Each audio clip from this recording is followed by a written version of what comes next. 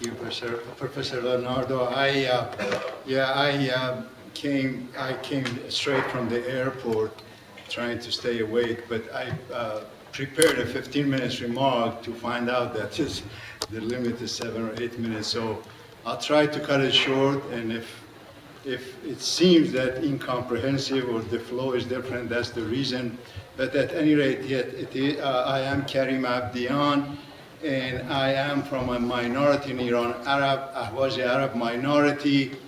As Baban said, Iran is a country, not a nation, but a country. We beg to differ than those who say, but it's composed of 6 nationalities: Persian, Turks, Arabs, Kurd, Turkmens, and Baluch. So we are one of those 6 constituencies of Iran. We live in southwest of Iran. The population is about 7 to 8 million people. Arab speaking, very close to Iraqis. And they actually, historically, we go back to 4,000 years. We are indigenous to the land, according to various historians.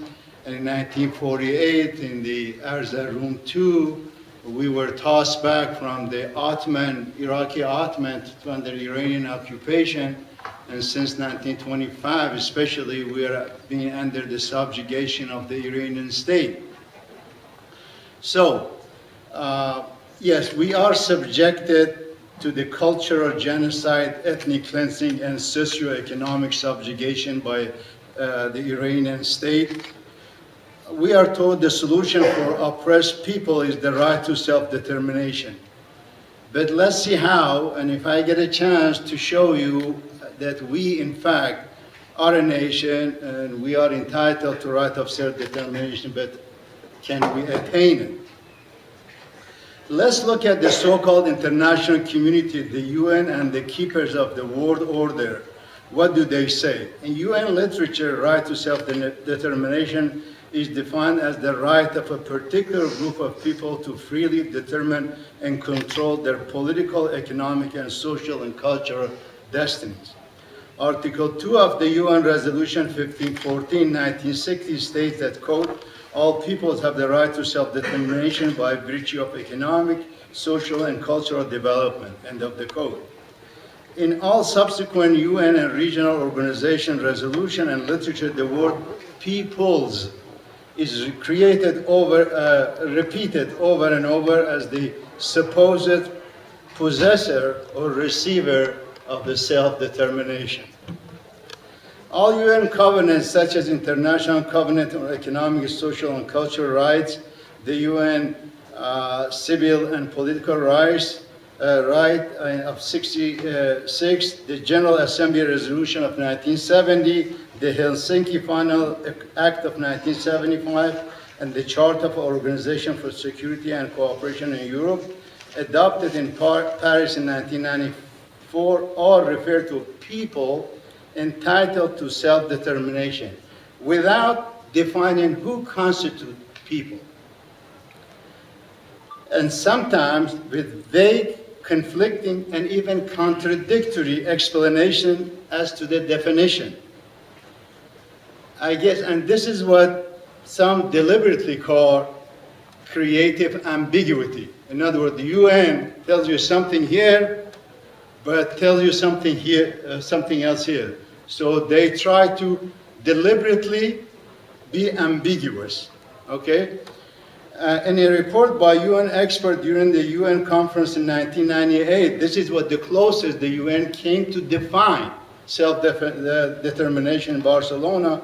It says, under the implementation of self-determination as a contribution to conflict and prevention, presents, this conference in Barcelona says there are 2 types of self-determination, internal and external.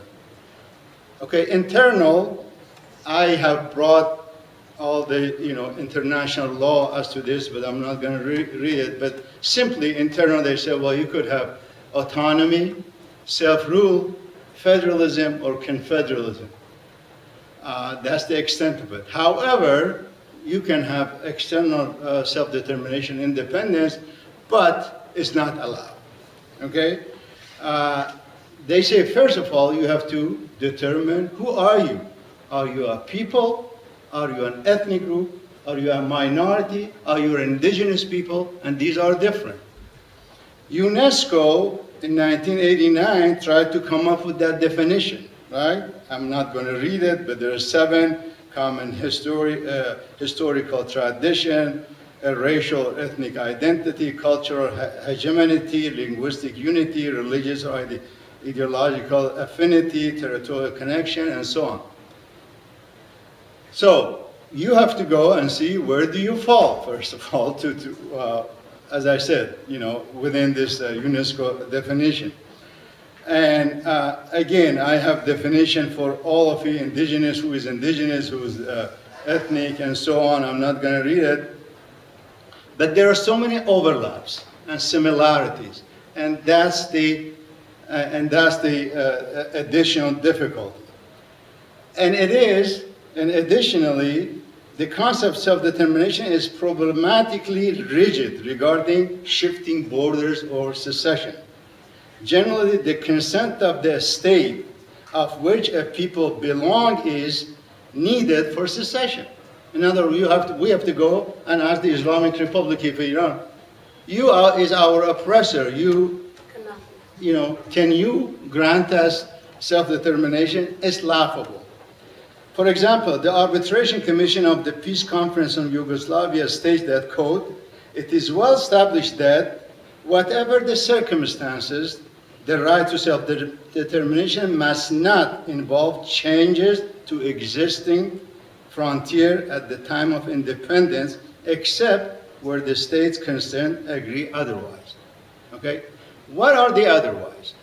One, if you are a people and you show that there is flagrant or serious human rights violations, including persistent oppression, annihilation, targeted killing, domination, discrimination, marginalization, and so on, you're entitled to. But who do you go to? To the UN? How many of you listened a few days ago to the commissioners talking? Here's I quote him. He says that we, in the commission, we're supposed to be more relevant to the commission 10 years ago, but he says that the states do not allow us to go in the country. Iran did not allow the UN mandate holder to go to Iran. So the UN has no power. It doesn't have even the coercive power that is needed in international diplomacy.